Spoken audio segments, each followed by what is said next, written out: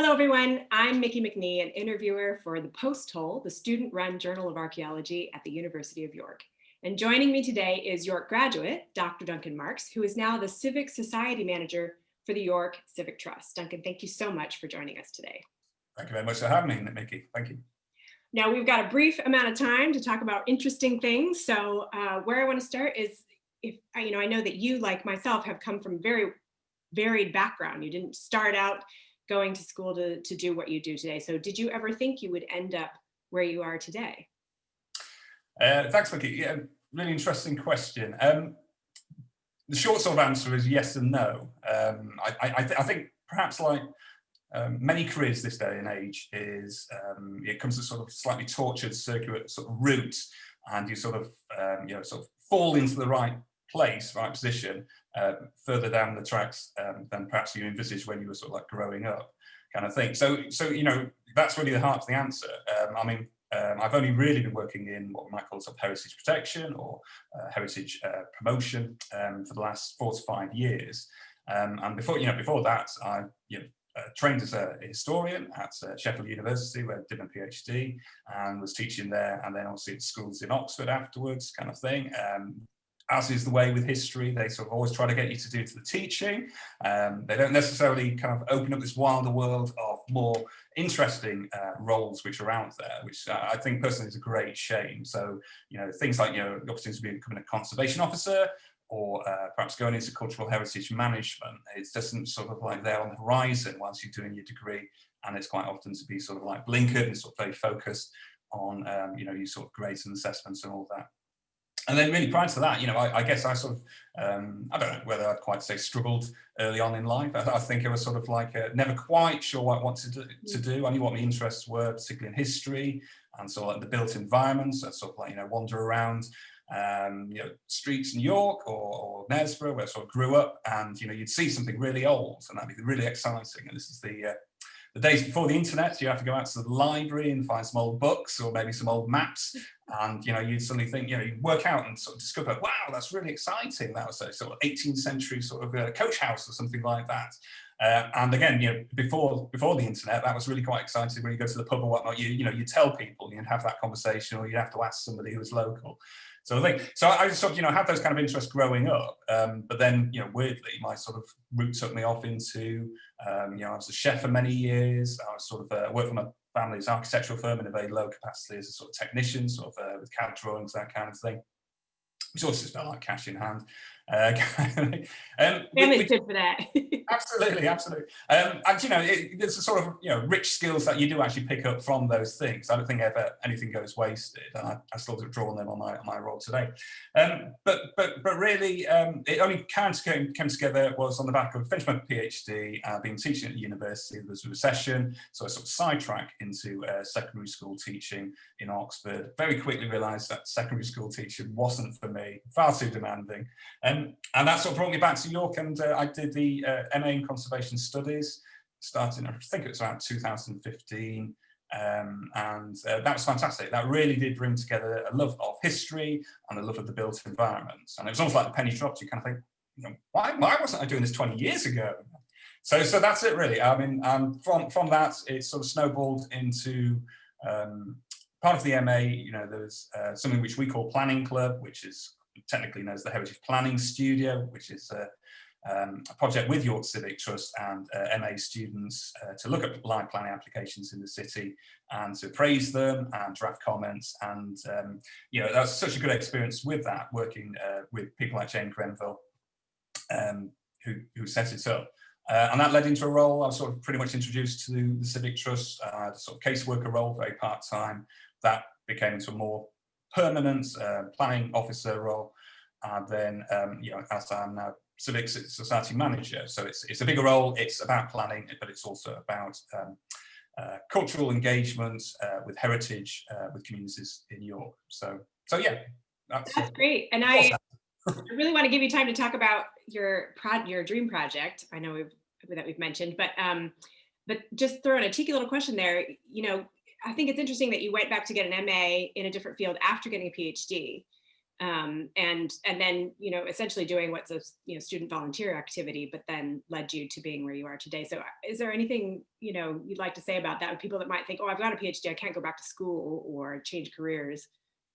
Yeah, absolutely. It's I mean, I don't think it's any different from when you essentially get mature students and people who haven't been learning in any way or form, well, in a formal setting anyway, for sort of 10, 20 or 30 years. I think that's the really sort of brave step, and that's when you do make that jump where you think people are thinking, well, why are you doing this course? I don't think people do actually ask those questions, but that's what it feels like, sort of thing. So again, when you come from a PhD, you think people all the time will be thinking, well, why are you doing this? Because you've already got qualifications to a certain level, but it doesn't really work like that. Your sort of educational program is to immerse you in something which you want to gain knowledge of. So just because you've got a PhD, it's not like a pill where you've got Right. Wikipedia and absolutely, sort of thing. So yeah, I mean, that was really interesting. I think it was particularly interesting actually working in the Department of Archaeology, because as I said, my background was a historian. And you have sort of different approaches, similar in many forms, but it's a sort of like you have to rejig your head in terms of like sort of twisting it kind of thing. And I think one of the wonders of the MA, which sort of the one I did, the conservation studies of historic buildings, is such a breadth of people coming from different backgrounds that everybody's bringing something, a new perspective. I suppose the flip side of that coin is everybody feels a little bit nervous that they're not the rounded picture. But then again, why should they be? You started an MA, that's the kind of experience you want to gain at the far end. Well, that's great. And I'm going to take that as personal encouragement, because I'm definitely in that category and I definitely feel that way sometimes. But yeah, let's talk about, a dream project that you've always wanted to work on and haven't gotten around to yet, or maybe are just starting to plant the seeds for. Sure, absolutely. So I'd say, again, just as when I was at university, I didn't really know that there was a scope of these things like conservation officer jobs or working for something like York Civic Trust. I wouldn't have identified this 20 years ago as a sort of dream opportunity, but it's something certainly quite close to my heart, which has emerged from working with the Trust for the last 5 years. And that's what I see is really the importance of community engagement with local heritage, predominantly the built form, but it also involves things like sort of key vistas, sort of views of the city here in York. And it's something called the Local Heritage List, which you may well be aware of. I wasn't, to be honest, before I was involved with the York Civic Trust. And just as there's a national listing program where everything is either grade 1, grade 2 star, grade 2, from everything from great historic houses like Chatsworth House down to very small things. That's great, and they essentially determined on how important they are on a national scale, which is great, and it's fantastic to have that list. But then obviously then you've got things which aren't of national importance, but still of importance, and particularly at sort of community level, at a local level. And that's really where this local heritage list comes into it. So in theory, all across the country, York, we've got a good one. It's there's about 200 things on it. And it was set up around about 2003, I think. So nearly 20 years ago, and they did a fantastic job setting it up. Then the sort of early days with the internet. Well, not early days, but the internet has changed so much in 20 years. So it is sort of due a revamp. And just as whenever you set these things up, there's all that momentum to start with, and then it sort of loses its way a little bit. Kind of thing. So York Civic Trust, we've certainly come very much on board with the local heritage list in the last year, and we're looking to essentially revamp it, relaunch it, whatever that might be phrased as. And it's a great opportunity to actually go back out to the community, take that 200 things, buildings, views, sort of street furniture as a starting point, and go back to the communities on a ward-by-ward basis, ideally working with the council and also hopefully postgraduates at the Department of Archaeology. I think it's a great project for them to be involved with. And really asking the community, is this is this what we want, in terms of local heritage? Are we missing anything? Are you missing anything? Asking them the questions and really get them enthused by local heritage, making the opportunities which unfortunately the COVID lockdown is presenting, where, there are things on the local environment, get people out there and out about walking, spotting things, interested in it, looking at old maps. And then, it's that sort of discussion in terms of what may and should be on it, sort of thing.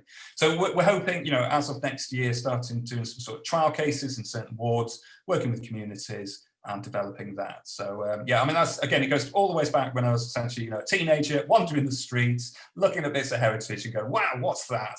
Find out and wanting to tell and talk, with people about it. So in theory, that's part of the journey. It's the full circuit.